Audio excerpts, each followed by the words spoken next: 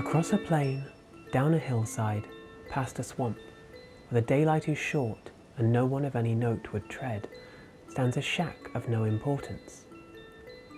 Time has not been kind to its timber skeleton, and the stones have been pilfered one by one, but its foundation remains strong, whatever the weather. And sitting on the porch, or what's left of it, is a man. We can't know his name, but we can know his obsession, for perhaps it was he who built this house before our time, in the shadow of the jagged peak, where he could sit and watch the tempestuous mountain in quiet awe. Like a lot of places in Elden Ring, this place is pretty odd, but quite charming. Castles and grand ruins tend to be the hallmark of From Software games, so much so that coming across little isolated houses feels almost more special. They're such a rarity, and I feel like I found a hidden gem every time. Most of the content we came to Elden Ring for was behind some great portcullis, but this tiny house, set far away from everything, dwarfed by the monolithic landscape in all directions, is food for the soul. It fills me with a special kind of nostalgia for a place I've never been before. I've been told the correct term for that is hauntology, the past leaving echoes in the present.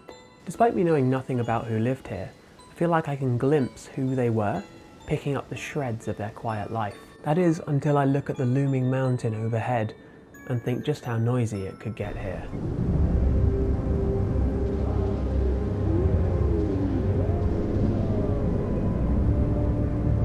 But this place wouldn't be the same without the view.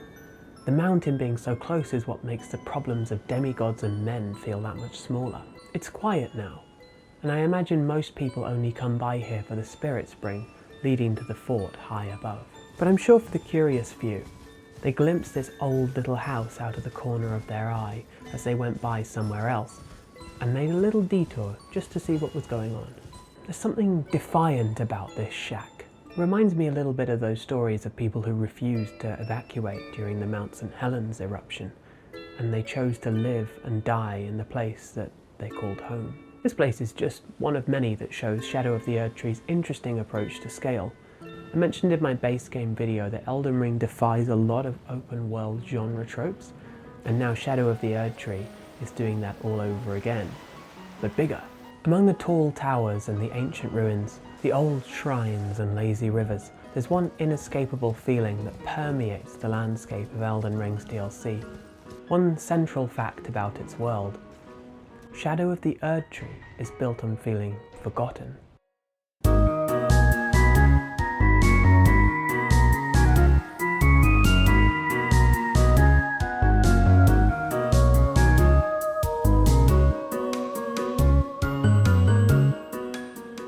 I think there's a general understanding in video games that the base game is like a proof of concept, and DLC is like a refinement of that concept.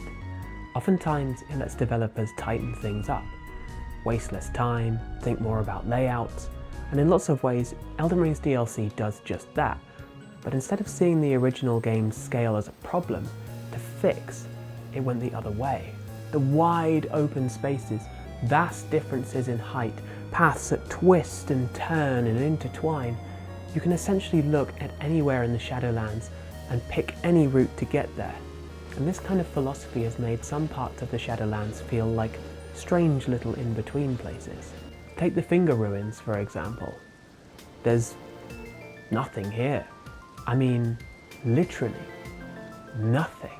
And the sheer size of these locations and the horrific enemy design, you'd have thought that From Software was disincentivizing you from coming here. And maybe they are. But I imagine if you're watching this, you've probably explored these places a little bit. I can't say I particularly like being here, but there's something about the enormousness of the landscape that puts me in my place. I feel grounded being lost in a maze of eldritch intent, and there being nothing to do, nothing to see, feels so incredibly intentional, and not in a way that feels lazy. Indeed, I think the DLC has many places like the Finger Ruins, both large and small, that serve as vignettes for the Shadowlands. Funny little places that serve very little purpose, yet exist all the same, adding so much character to the world. For every story we learn in this land, 1,000 others have taken place, remembered by the dead and ignored by the living. but now and then we can glimpse them. One of my favourite strange spots is this little wooden bridge here, linking the Shadowkeep courtyard to a small chapel. It has the most pointless pair of graces I've found in the game, one on each side of the bridge, and neither is a boss grace, which incidentally spawns nearby when the Erdtree avatar is killed. Was there supposed to be something in the chapel? It does feel that way. The bridge over the abyss lends a sense of dread to the location, which feels more and more left in the lurch that once we realise there's nothing down here.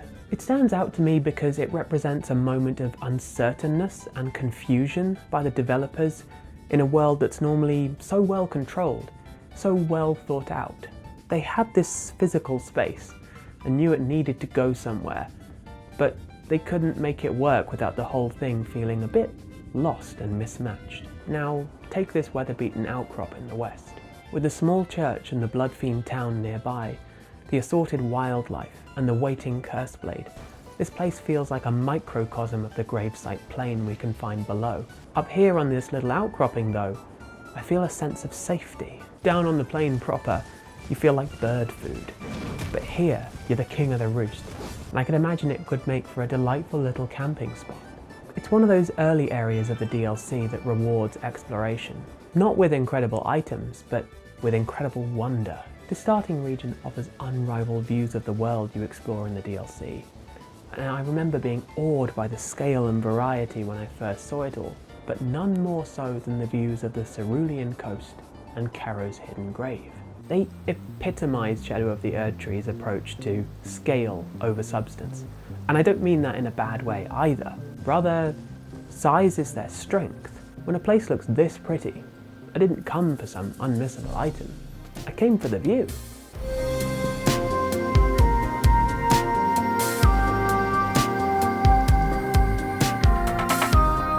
However, for the Cerulean coast at least, the story is a little different when we finally get there. It's majestic, but also miserable. The ethereal particles, the blue meadows, the stone ships lend a sense of serenity. In a way, it's not inaccurate. The beaches are quiet places of contemplation, and the creatures who make it their home are at peace. But below that surface, there is a profoundly sad feeling. This is a place of restless death, where water chokes the flatlands to the dull drum beat of rain. Beyond the spectral beauty, sadness soaks the landscape. You'd struggle to live here, so it makes sense that we can find only the most destitute, forgotten beings out here, mixing with the bizarre fauna. But again, Elden Ring's grim coastline appeals to me. I feel so safe here, with the sound of lapping waves, that I don't really care how large it is, how barren it might be. Charo's hidden grave may be more removed from that comforting ambience, but its water features make it seem like a Zen garden. It languishes in perfect stillness, which we can sort of comically observe when approaching from the road to the jagged peach. Peach? Peach? The jagged peak, and the blustering wind abruptly comes to a stop. By creating so many distinct pockets on the map, From Software's weather system is putting in a lot of work to give each area its own unique feeling, but the way places have been jammed up against each other often causes this illusion to fracture. When your journey up the mountain's stormy side suddenly turns calm, it's hard not to stop and consider that you are suddenly able to see this place in a way that was never intended. It extends to when you reach the borders of locations too, and one weather effect carries over to the next for just a moment, lending an entirely new atmosphere that shows familiar locations in unfamiliar lights. The base game's world design meant that this only happened on a few distinct occasions, often at the border of Caelid, and it's one of those development quirks that I'm really glad was never properly fixed. This weather system also extends to the time of day in Elden Ring's DLC as well. The very multi-layered nature of the Shadowlands means that different places are illuminated differently according to the time of day. You can visit certain areas during noon and get bright sunshine, whereas other areas are perfectly blocked by an enormous mountain or cliff face. It means that no two areas feel alike, which is not something that the lands between could ever achieve, because of its very flat topography. Certain areas, then, really benefit from being visited at particular times of day, such as the Recluse River, which really comes alive in this moonlit twilight.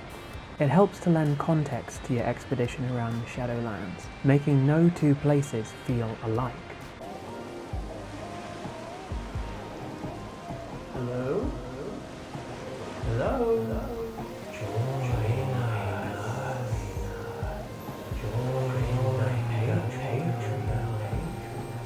We have a Discord.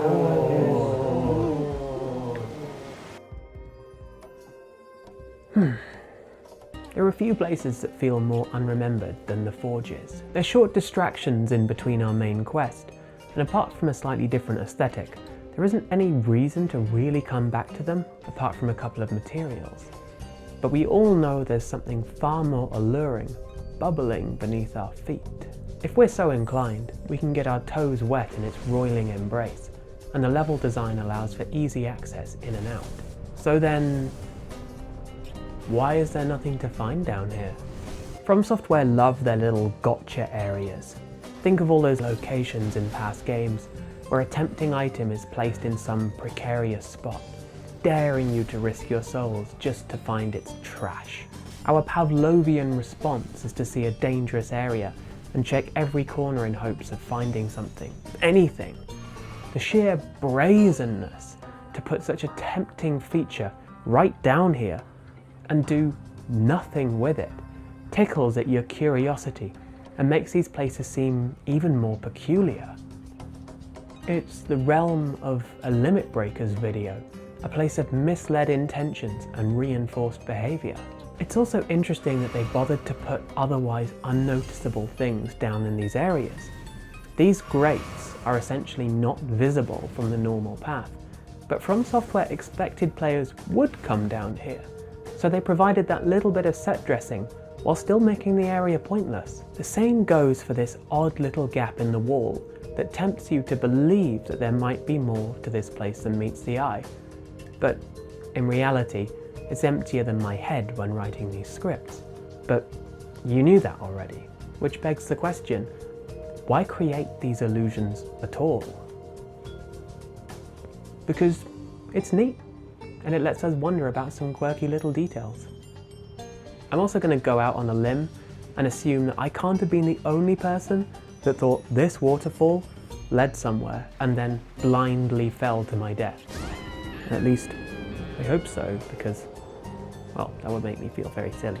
But there is something odd about it, isn't there? How it's level with the ground, how it seems to follow the path so naturally. Its depths call you with promises of something amazing, leading the mind to wonder where it could go.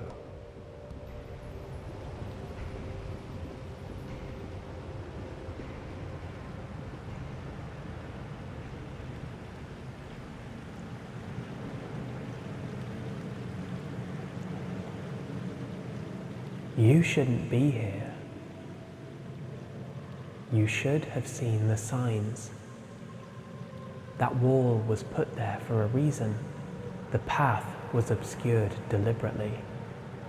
And yet, despite it all, you came where even Torrent fears to tread. This endless place, its depleted soil and stagnant waters, is not for you. So you seek the forest for something you might recognize, somewhere with something to slay, but not before taking many wrong turns, slowly piecing together just how far away you really are. If you feel like you're being watched, that's because you are. There is no refuge here, just momentary stops as you lose track of where you came from. The rules have been flipped here. You are no longer the predator. It is your turn to hide, lest you never escape this madness. Eventually you find it though. Midra's Manse, something recognizable as a place to pillage. But this castle, this forest, these marshes, they feel familiar in another way. The longer you spend here, the less they feel like real, physical things, and more like extensions of the man who lost so much. Midra's mind has been polluting this mire for a lot longer than he realizes, and now you walk the waterways of his thoughts. He feels every footstep, he hears every breath, and you see how endless suffering is in turn inflicted on you as you are cursed to walk the landscape at his pace. Was the forest always this big? Or have the trees grown larger in time? Memory is fickle and prone to exaggeration, and what may once have been a quaint little garden is now a monster in its own right. Solace can be a dream to some, but its true reality can be much colder than many expect, and when it leads to desperation, everyone suffers. However, not all stories of loneliness end this way. A heart can go on being lonely, even in a room surrounded by thousands of others, and some people never learn how to let go of their past.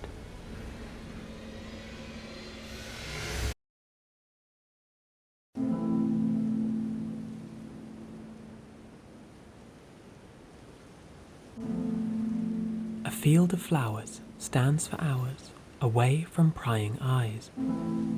A queen declared, a braid spared, a song for cutting ties. These golden lands she commands were built upon transgression. The wheel turned, yet no one learned her most private confession. The shadow knew, said it true, 'twould crusade ever after. To die for thee, O Erdtree, to millions be their master. Unleash on them foul omen, war, famine, and disaster. To bear a grudge, forever judged by ones who could not know her.